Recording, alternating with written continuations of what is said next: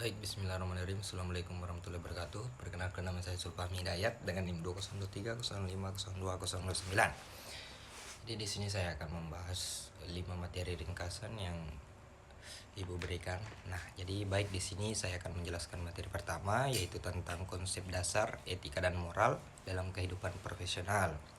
Nah, dalam materi ini itu dijelaskan bahwa etika dan moral itu sangat penting dalam kehidupan profesional, karena etika adalah ilmu yang membahas tentang nilai dan norma untuk menentukan mana yang baik dan mana yang buruk. Jadi, etika itu seperti pedoman dalam berpikir sebelum kita bertindak. Sedangkan moral itu adalah praktik dalam kehidupan sehari-hari, seperti bersikap jujur, disiplin, bertanggung jawab, dan menghargai orang lain. Nah, perbedaan etika itu lebih ke teori atau pemikirannya, sementara moral itu lebih ke tindakan nyatanya. Dalam dunia kerja, sebenarnya kodonya itu sangat penting supaya tidak terjadi kecurangan, penyalahgunaan jabatan, dan konflik. Nah, jadi bisa disimpulkan bahwa profesional itu bukan cuma soal kemampuan, tapi juga soal sikap, integritas, dan tanggung jawab dalam bekerja. Baik, materi selanjutnya itu membahas tentang konsep profesi dan profesionalisme di sektor perbankan. Nah, profesi itu bukan sekedar pekerjaan biasa, tapi pekerjaan yang butuh keahlian khusus, pendidikan, dan kode etik. Sedangkan profesionalisme itu sikap dalam menjalankan pekerjaan dengan jujur, disiplin, dan bertanggung jawab. Jadi di sektor perbankan itu, profesionalisme itu sangat penting sekali karena bank itu mengelola dana masyarakat. Jadi pegawai bank itu harus patuh dalam aturan, menerapkan prinsip kehati-hatian, mengelola risiko dengan baik, dan menjaga kepercayaan nasabah. Jadi seperti itu profesionalismenya. Kemudian di era digital sekarang itu tantangannya makin besar, seperti risiko cyber dan perkembangan teknologi. Karena itu, profesionalisme itu harus diperkuat lewat pelatihan, sertifikasi, dan etika kerja yang konsisten.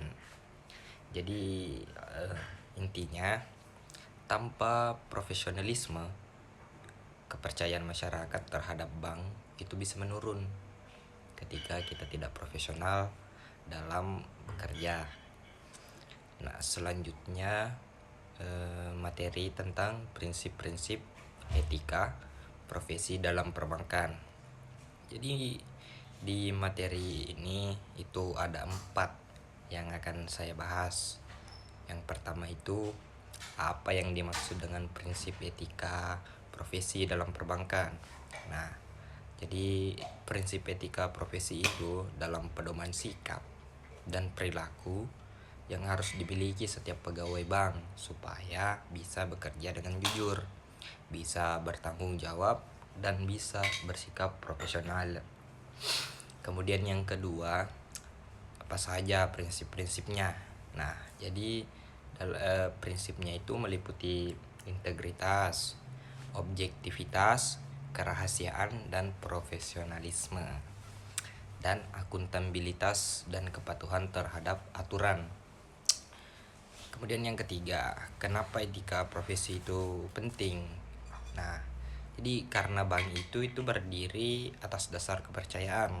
Jadi kalau pegawainya jujur dan transparan, masyarakat itu akan merasa aman menyimpan uangnya di bank. Itu. Kemudian yang keempat, apa dampaknya kalau etika diterapkan?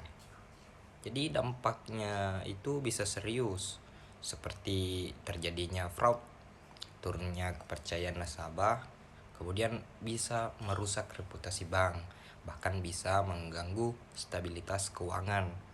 Jadi intinya, etika profesi itu bukan cuma aturan yang tertulis, tapi kunci utama supaya bank tetap dipercaya dan bisa berjalan dengan baik. Jadi seperti itu. Kemudian saya lanjut ke materi berikutnya yang membahas tentang kode etik profesi perbankan dan etika pelayanan pada nasabah. Jadi intinya bank itu berdiri di atas kepercayaan seperti yang saya jelaskan tadi. Jadi masyarakat itu menitip uangnya karena percaya bank itu aman dan jujur. Nah, supaya kepercayaan itu tetap terjaga, maka ada yang namanya kode etik perbankan.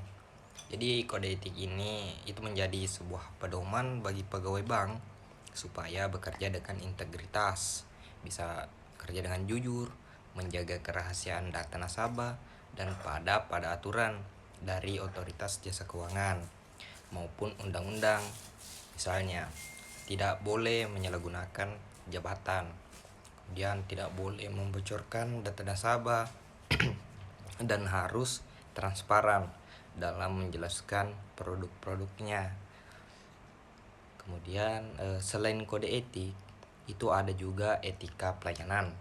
Jadi ini tuh berkaitan dengan bagaimana cara pegawai itu melayani nasabah. Bukan cuma senyum, tapi juga harus ramah, sopan, komunikasinya itu harus jelas, tidak menyesatkan, cepat dan tepat dalam melayani. Karena pelayanan yang baik itu bisa membuat nasabah itu puas dan loyal. Jadi bisa kita simpulkan kode etik itu adalah sebuah pondasinya, sedangkan pelayanannya itu adalah wujud nyatanya. Kalau keduanya dijalankan dengan baik, maka kepercayaannya, citra bank, dan loyalitas nasabah akan terus terjaga. Jadi begitu. Kemudian materi selanjutnya itu mengenai etika dalam pengelolaan keuangan dan transaksi perbankan. Jadi bagaimana dijelaskan bahwa etika dalam pengelolaan keuangan dan transaksi perbankan syariah itu menjadi pondasi utama dalam menjalankan operasional bank. Jadi etika itu bersumber dari Al-Quran dan hadis dan maqasid syariah yang menekankan nilai amanah, kejujuran, keadilan, tanggung jawab, serta transparansi. Jadi perbankan syariah itu tidak boleh cuma mengejar keuntungan, tapi juga memperhatikan keberkahan dan kemaslahatan masyarakat. Jadi dalam praktiknya transaksi harus bebas dari riba, gharar, dan maisir, serta menggunakan akad yang jelas dan disepakati bersama.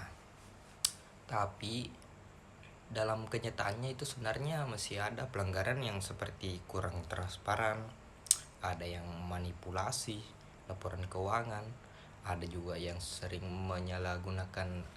penyalahgunaan dana, sampai pelayanannya itu sebenarnya tidak profesional. Karena itu sebenarnya peran dari Dewan Pengawas Syariah atau DPS sangat penting sebenarnya itu sebagai pengawas agar semua kegiatan bank itu tetap sesuai dengan prinsip syariah.